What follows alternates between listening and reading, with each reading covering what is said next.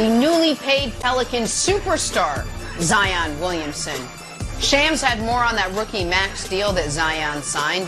He said there are protections in the contract for the Pelicans, which should come as no surprise considering Zion's played only 85 games in the last 3 years. Also said that if Zion makes an all-NBA team this season, then the $231 million becomes fully guaranteed. That number's so high. Nick, you expect Zion to live up to his rookie max extension? Damn straight I do, Jenna Wolf. And listen, since Brew's out here declaring who we are and aren't fans of, I want to make something very clear. I, unlike Chris Broussard, did not, once live in New Orleans and then say, get me out of here. I'll live in Des Moines. I'll live in Toledo. I'll live in Cleveland. I'll live in New Jersey. I'll live anywhere but here. No. I'd love one day to vacation, if not live in New Orleans, arguably greatest city in America. I also, unlike Chris Broussard, was not telling David Griffin, hold the line. Zion Williamson, what's he going to do? Is he really going to risk it? Make him sign some contract with all these provisions. Now, Shams is being a little cagey with this reporting. What are the provisions? What aren't the provisions? We will revisit it once we get eyes on the actual contract language. Because my inclination is the protections are very, very light, and Zion's going to get his full 190, and then that bumps to 230 if he makes an All-NBA team, which means it's going to be 230 because he's going to make an All-NBA team. You know why, Antoine? Because the guy, he's only played 85 games. And you know what he's done in those 85 games? Kicked everyone's teeth in. 26 points on 60% shooting. Kevin McHale did something close to that once. Shaq did something close to that twice. And that's the list. So, of course I expect him to live up to his rookie max extension. The NBA at its core, at its most basic natural state, is a question of who are the most freak athletes in the world.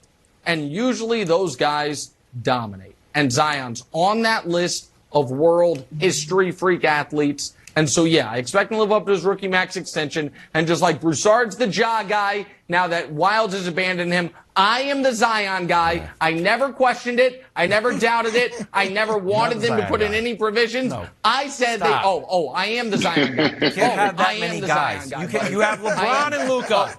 You can't have so many guys. LeBron, Luka, and Zion. I get 3. No. Well, 2. Well, you guys could have grabbed him. You didn't. Go ahead, Antoine.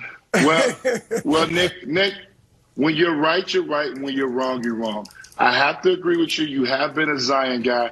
3 years ago, you were saying Zion was a top 50 guy, top 25 guy in the league, and he wasn't even in the league yet. So you used to put him on these lists. Thank you, Antoine. You were big receipts, on that, buddy. No, you got some receipts. We can go through some old footage where you had Zion right now, so I can roll with that. I have to agree with you on that. Now, I have to take the side of my buddy Chris at this point right now. I was on the Chris train with him, and I thought Zion should have had some provisions in his contract. I was not aboard giving him 231, but I'm not a hater. I'm not mad about it.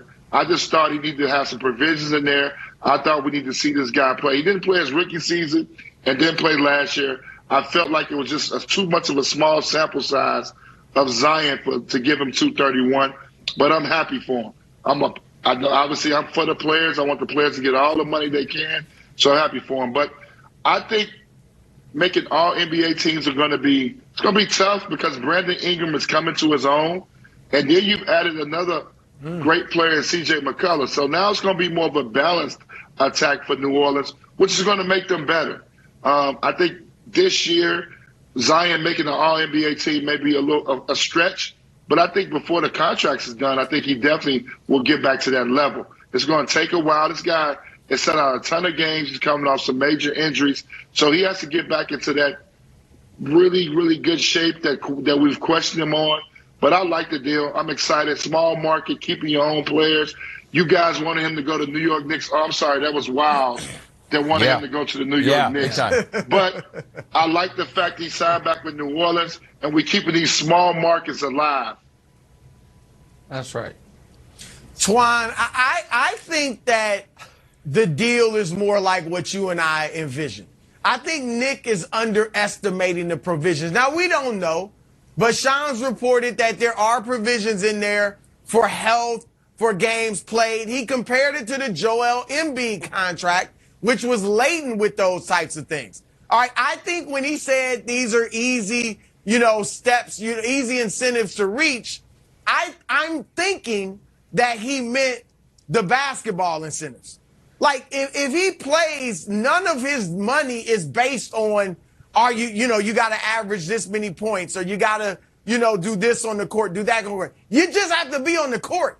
And so I'm fine with that type of deal. I was totally against, and am totally against, just giving him $200 million plus just because. He hasn't been healthy. His body is potentially troublesome. And so you have to protect yourself, Wilds. Now, when he's on, if he's on the court, Nick, if he plays, he's going to live up to it. But I am still skeptical about his ability to consistently be healthy. We've seen guys with this body type before lose their explosiveness, get injured, and I hope it doesn't happen for him, but I am still wondering about it because he's been hurt so often, Wilds. So much. So I'm going to throw it to Antoine. Off of that point, I think if he stays healthy and he's full speed ahead, he could be sneaky in the MVP conversation, just like Ja Morant was. But Antoine, the question for you is this. He hasn't played a full game since May 5th, 2021. And I've seen him dunk by himself. I saw him dunk on Corey Brewer, Pelicans coach. I saw him dunk recently on literal children. But when the season starts, are you putting him at all on a minutes restriction, or are you full steam ahead if you were the decision maker in New Orleans?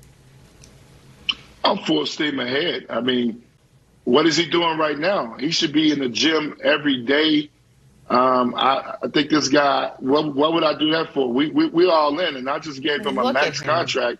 He's got to be all in. I can't sit and wait no longer. I think obviously they did a great job of not bringing them back, not getting excited about being in a play-in game situation and making it out. They never wavered, no matter how much success they had this year. So why would you not bring them back full blast? This is the reason why you did that. So he should be right off the bat playing, and no minute restriction. This guy's young. He should be at 30, 35 minutes a night and playing basketball. Right. And to be clear, Brew told me in the bylaws of the show, we all get 3 guys. Wild's 3 guys are Anthony Edwards, Chet Holmgren, and Patrick Beverley, oddly enough. Brew's are Ja, Steph, and to be determined, and mine are LeBron, Luka, and Zion. Those are the rules. I don't know why you use one of your guys on Pat Bev. Antoine's got Russ. Yeah, that's right. Antoine's got Russ. Triple-double Russ. Russ. Yeah.